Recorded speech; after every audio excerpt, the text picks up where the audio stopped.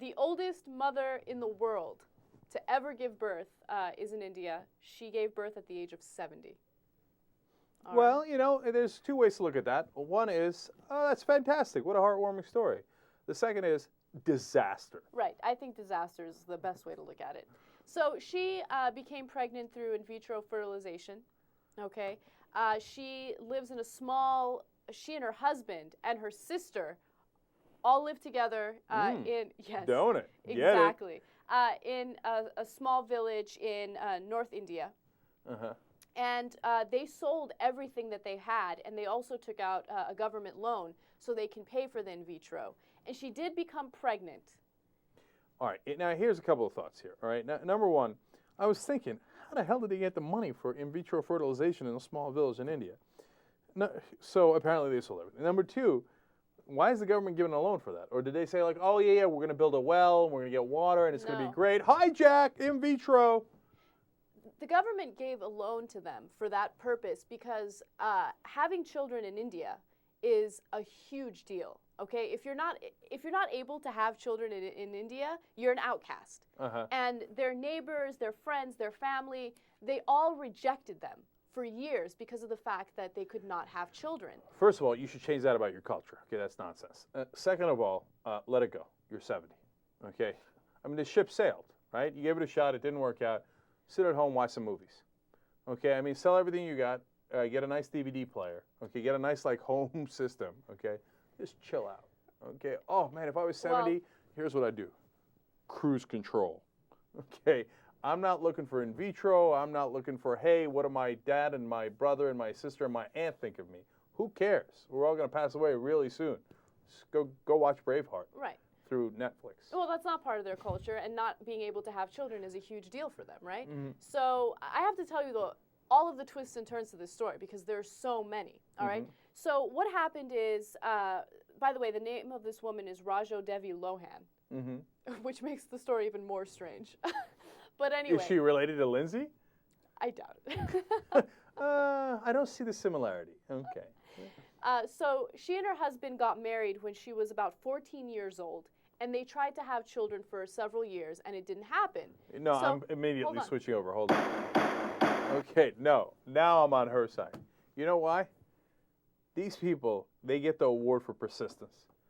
56 years they've been trying for a kid, and they never gave up. There's even more persistence in this story, just let me tell you. Go. So he couldn't get her pregnant, so he's like, she's broken. But I can't get rid of her. I'll keep her, and I'll try to fuck the sister too. So the sister moves in, and he's trying to get her pregnant. She doesn't get pregnant either, but they're all still living together, and they're one big happy family, right? And then, he figures out, okay, maybe there's something wrong with me. And then several years later, in vitro fertilization comes along, and they try it. All right, this is so great. First of all, is his name Abraham? No. I mean, because if you're going to judge, and you're from the Judeo-Christian heritage, you better watch yourself. Because go read the Bible. That's exactly what happened in the Bible, okay? So, by the way, marriage is between one man and one woman, unless it's Abraham, right? Among many other people in the Bible. So that's awesome. Second of all, I love this guy because either he's like, all right, look, I'm gonna try this next one, see how that turns out. And even if it's me, it's a great excuse. No, you know what? I got to try somebody else too. That didn't work out. Let me try your handmaiden, okay? Let me try the lady, let me holler at that lady across the village because she's looking pretty okay. And then after 56 years, come to find out it's him. Okay, so they go in vitro. All right, now putting the kidding aside, I feel pretty bad for her. Okay. Yeah, of course. Because this has been hanging over her head for over 50 years. Meanwhile, he's stooping her sister, blaming it on her. In their home, by the way. There's so many twists and turns to this story, man. Okay, if they were younger and hotter, I'd be even more into this story. Okay, and then the final twist. The final twist is the woman is dying. Giving birth led to so many health problems that she's literally on her deathbed now. She had internal bleeding, and her womb ruptured following her cesarean section. She also had to have another operation to remove her large ovarian cyst. Now, was it worth it? She says yes. She says yes. I have her quote. She says that she waited her entire life. She said, I dreamed about having a child all my life.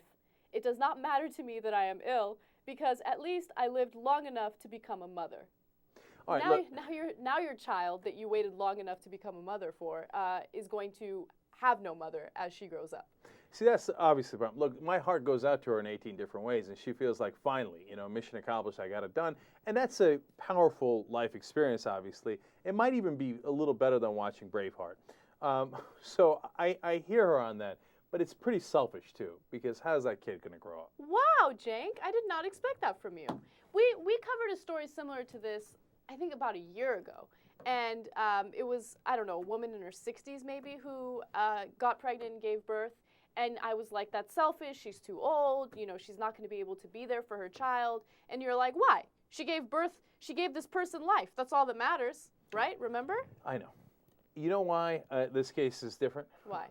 Because, first of all, I am the most reasonable man in America, okay? And I keep an open mind. I think there's a world of difference between you live in England and you're 60 years old, and you live in a small village in India and you're 70 years old, okay? Now, why that's relevant is you might not have the best health care, going forward, life expectancy, et cetera, so that means the chance of you dying before the kid reaches, 18 years old is much, much higher, especially, the doing in vitro fertilization and what you're going to go through there. So it's a different set of circumstances. That's why it helps to be the most open-minded man in America. Right.